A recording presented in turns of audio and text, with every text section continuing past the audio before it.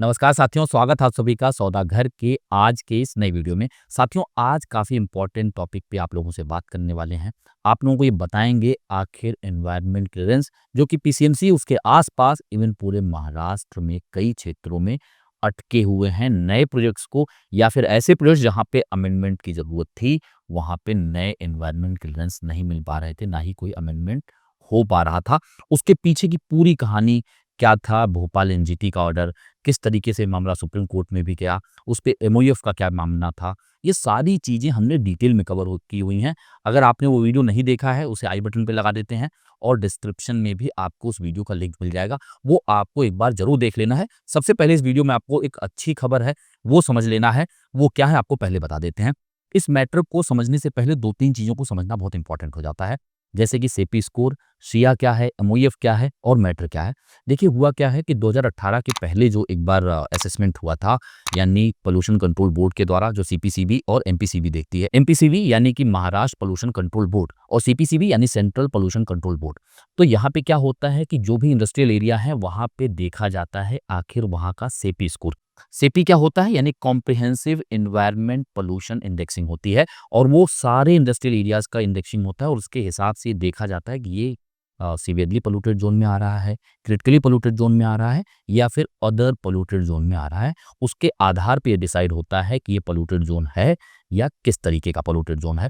तो अगर आप देखें 2018 के पहले जो टर्मिनोलॉजीज़ थी 2016 के आसपास, वहाँ पे ये होता था कि अगर 50 के ऊपर रहता था तो उसे सीवियरली, 60 के ऊपर रहता था तो उसे क्रिटिकली पोल्यूटेड जोन माना जाता था। लेकिन ये चीज़ें 2016 के दौरान ही चेंज कर दी गई और वो ये बनाया गया कि अगर 60 के ऊपर होगा तो सीवियरली पोल्यूटेड जोन माना जाएगा और 70 के ऊपर अगर वो स्कोर जाता है तो वो क्रिटिकली पोल्यूटेड जोन में माना जाएगा। अब 2018 का जो एक तरीके से सेपी स्कोर था पीसीएमसी का वो 52.16 ही था। लेकिन उसके बावजूद जो पुरानी टर्मिनोलॉजीज़ थी उसके आधार पर इसको मान लिया गया कि ये एक तरीके से सीवियरली पोल्यूटेड जोन में है, तो इसके अप्रेज़ल के लिए आपको सेंटर जाने की आवश्यकता है। स्टेट लेवल पे इसका अप्रेज़ल नहीं हो सकता है और यही एक मामला जो है भोपाल एनजीटी की तरफ से भी ऑर्डर आ गया था जिसके चलते एनवायरनमेंट क्लीयरेंसेस नहीं मिल रहे थे। बाकी उस वीडियो में आपको डिटेल में मिल जाएगा। अब इसमें नई चीज़ क्या हो रही है, इसको लेके 3 केसेस जो है चल रहे थे। एक केस था जो कि अचलारे रियल्टर्स ने जो है एनजीटी नेशनल ग्रीन ट्रिब्यूनल के वेस्टर्न जोन में जो कि पुणे में है, उसमें अपना केस डाला हुआ था एमओएफ के खिलाफ। वैसा ही एक केस जो है हाई कोर्ट में चल रहा था जो कि क्रेडाई वहाँ पे पहुंची थी और सेम केस जो है सुप्रीम कोर्ट में भी चल रहा था। अब एक-एक करके इस कोर्ट के ऑर्डर्स क्या है, नया अपडेट क्या है वो आपको बता देते हैं। अचलारे रियल्टर्स का जो ऑर्डर पास हुआ है वो 30 अप्रैल का है। अब यहाँ पे कोर्ट ने फाइंड आउट किया, यहाँ पे 2-3 हियरिंग हुई, 23 तारीख को हुआ, 29 तारीख को एफिडेविट फाइल किया गया सिया के द्वारा। सिया कौन है? State environment impact assessment authority, यानी जो आपका एनवायरनमेंट का इम्पैक्ट होता है स्टेट लेवल पे और जो सैंक्शनिंग दी जाती है एनवायरनमेंट क्लीयरेंस की वो सिया देती है। तो यहाँ पे उनका जो है एफिडेविट सबमिट किया जाता है एनजीटी में, वेस्टर्न जोन पुणे में। अब यहाँ पे फाइंडिंग्स के बाद जब पाया गया कि भाई आपका तो सीपी स्कोर 52.16 है, यानी ये 60 के ऊपर नहीं, ये तो 60 के काफ़ी नीचे है। तो ये फिर कैसे सीवियरली पॉल्यूटेड ज़ोन में आपने कंसीडर कर लिया? फिर होता नहीं है कि अगर आपने एक बार गलती कर दी, तो आप उसे किसी न किसी तरीके से छुपाने की कोशिश करते हैं। तो वहाँ पे जो है कोर्ट ने साफ ये कहा, अपने ऑर्डर में क्या कहा है वो लाइन मैं जस का तस ही पढ़ता हूँ। यहाँ पे लिखा है, perusal of above documents make it quite clear that the Pimpri-Chinchwad area is not a CPA critically polluted area. Therefore, the SIA ought to have considered the project without waiting for any response from the CPCB. ought to have यहाँ पे लगाया है, यानी आपको इसे पहले ही consider करना चाहिए था। क्योंकि हो क्या रहा था, सेंटर में जाने पे ये कहा जा रहा था कि आपको स्टेट लेवल पे ही देना है, जैसा हमारा नोटिफिकेशन है। स्टेट लेवल पे एनवायरनमेंट क्लीयरेंस मिल नहीं रहा था क्योंकि उनका ये कहना था कि जो भोपाल एनजीटी का ऑर्डर आया हुआ है और इस पे अभी मामला जो है क्लियर नहीं हुआ है। इसके चलते लोग परेशान थे। आखिरकार इस प्रोजेक्ट को लेके जो कि पीसीएमसी से 2 किलोमीटर के रेडियस में था, अचलारे रियल्टर्स प्राइवेट लिमिटेड एनजीटी में जाता और वहाँ पे एनजीटी फाइन करने के बाद कि भाई आपका सीपी स्कोर क्या है, उसके आधार पे इन्होंने ऑर्डर पास कर दिया। और उसमें साफ लिख दिया कि आपको तो पहले ही कंसीडर करना चाहिए था, किसे? सिया को, कि आपने अभी तक रोक के क्यों रखा है? क्योंकि आप वैक्यूम की सिचुएशन तो नहीं क्रिएट कर सकते। आप डेडलॉक तो नहीं बना सकते कि आपने चेक एंड मेट करना है। ना आपके पास इधर जाने का रास्ता है, ना उधर जाने का रास्ता है। किसी ना किसी को तो रिस्पॉन्सिबिलिटी लेनी होगी कि जो इस पूरे के पूरे तरीके से आप अगर अप्लाई कर रहे हैं एनवायरनमेंट क्लियरेंस के लिए, तो अप्रेज़ल पे विचार तो करना होगा।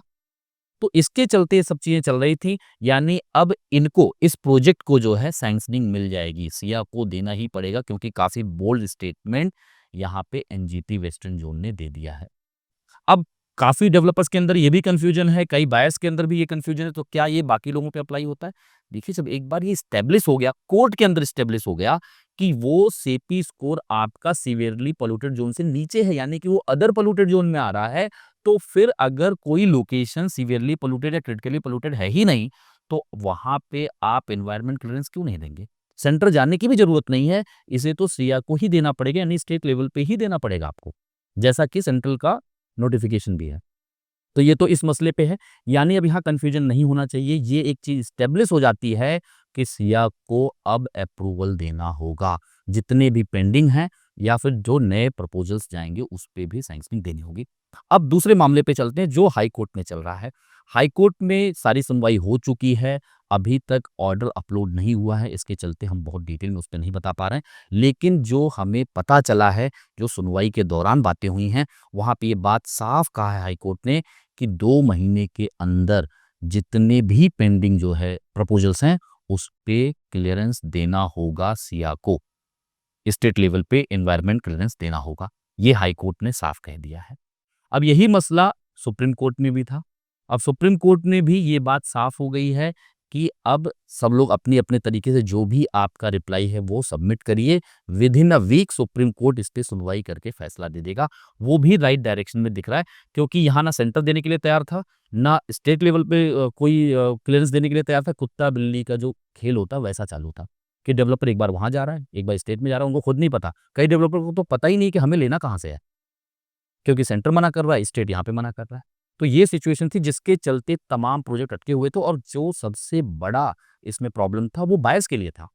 क्योंकि डेवलपर ने तो अपनी तरफ से महारेरा में भी अपील डाल दी कि ये कोर्ट के चक्कर में हमारा प्रोजेक्ट डिले हो रहा है, अब हम जो पहले से कमिटमेंट दे चुके हैं और उसमें जो भी चीज़ें जो ग्लिच होते हैं वो मैंने आपको पहले ही बताया क्योंकि पीएमआरडीए और पीसीएमसी में क्या होता है, अगर आपके पास एनवायरनमेंट क्लीयरेंस नहीं है, तो भी आपको सैंक्शनिंग जो है प्लान लेआउट पे सैंक्शनिंग मिल जाती है और उसके आधार पे महारेरा का सैंक्शनिंग मिल जाता है क्योंकि ये 2 से 3 महीने का 4 महीने का प्रोसेस होता है। डेवलपर को ये लगता है कि यहाँ से एनवायरनमेंट क्लीयरेंस मिलेगा, उसके बाद हम कंस्ट्रक्शन स्टार्ट करेंगे, तब तक कई डेवलपर जो है बेचने का भी काम चालू कर देते हैं। अब आपने बेच दिया, कइयों के एग्रीमेंट कर दिए, वहाँ पे आपने एक डेट डिसाइड कर दिया, लेकिन आपका कंस्ट्रक्शन वर्क शुरू ही नहीं हो पा रहा है, क्योंकि बिना एनवायरनमेंट क्लीयरेंस के प्रोजेक्ट का कंस्ट्रक्शन शुरू नहीं किया जा सकता। कई बायर्स का, कई लोगों का हमारे पास जो है क्वेरी कंसर्न फॉर्म के ज़रिए ये भी आया क्वेरी कि आखिर प्रोजेक्ट जो है कंस्ट्रक्शन तो शुरू ही हो सकता है, जब उसका कंप्लीशन सर्टिफिकेट लेना होगा, ऑक्यूपेंसी सर्टिफिकेट लेना होगा, तब तक अगर एनवायरनमेंट क्लीयरेंस आ जाए तो कोई प्रॉब्लम है क्या? तो ऐसे लोगों को मैं बता दूँ, बिना एनवायरनमेंट क्लीयरेंस के कंस्ट्रक्शन का काम शुरू नहीं किया जा सकता है। ये सबसे बड़ी प्रॉब्लम थी। इसके चलते नई इन्वेंटरीज़ भी नहीं आ पा रही थी और जिन्होंने अमेंडमेंट के लिए डाला था, उनका अमेंड भी नहीं हो पा रहा था। यानी अब ये रास्ता साफ हो चुका है, ये एस्टेब्लिश हो चुका है कि पीसीएमसी सीवियरली पॉल्यूटेड ज़ोन में नहीं आ रहा है, ना ही क्रिटिकली पॉल्यूटेड ज़ोन में आ रहा है। विदिन अ वीक जो आपका हाई कोर्ट का ऑर्डर अपलोड होना है, सुप्रीम कोर्ट में जो सुप्रीम कोर्ट ने रिप्लाई माँगे हैं, उसका सब कुछ क्लियर हो जाएगा क्योंकि वहाँ पे पॉजिटिव नोट पे चीज़ें निकल के आई हैं। वहाँ पे जो लॉयर्स मौजूद थे या फिर जो भी लोग थे, उसके ज़रिए हमें पता चला है कि वहाँ पे भी पॉजिटिव नोट पे चीज़ें गई हैं। तो अब सेंटर और जो स्टेट का कन्फ्यूजन है वो खत्म हो चुका है। स्टेट लेवल पे ही सारे क्लीयरेंस दिए जाएँगे। अब ये मान के चलिए कि जितने बायर परेशान थे कि आखिर होगा क्या? अब आपके दिमाग से सारी चीज़ें निकल जानी चाहिए। आने वाले 1-2 महीने में आप देख पाएँगे कि जितने भी प्रपोज़ल्स गए हैं, उस पे सैंक्शनिंग आने शुरू हो जाएँगे क्योंकि उसमें एक समय लगता ही है। 1-2 महीने, 3 महीने का समय लगता है।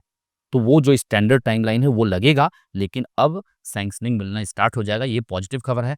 आप लोगों के मन में भी अगर कोई कन्फ्यूजन है, हमें कमेंट में लिख के बता दीजिए। कहीं पे भी कोई प्रॉपर्टी खरीद रहे हैं, आपको इन डेप्थ सब कुछ समझना चाहिए। आप खुद ग्राउंड पे जाएँ, चीज़ों को समझें, उसके बाद ही अपना हार्ड अर्न्ड मनी लगाएँ किसी के भी साथ। किसी पे भी अंधा विश्वास ना करें। कहीं पे अगर आपको सौदा घर की मदद की ज़रूरत लगती है, उसके लिए हमने क्वेरी कंसर्न फॉर्म का लिंक डिस्क्रिप्शन में डाला हुआ है। सबसे ऊपर ही आपको मिल जाएगा। उसके ज़रिए आप अपनी समस्या हम तक पहुँचा सकते हैं।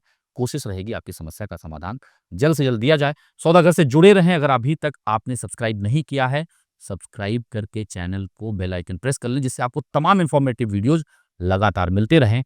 जल्द मिलेंगे एक नई वीडियो के साथ, एक नई इन्फॉर्मेशन के साथ। तब तक के लिए धन्यवाद। नमस्कार।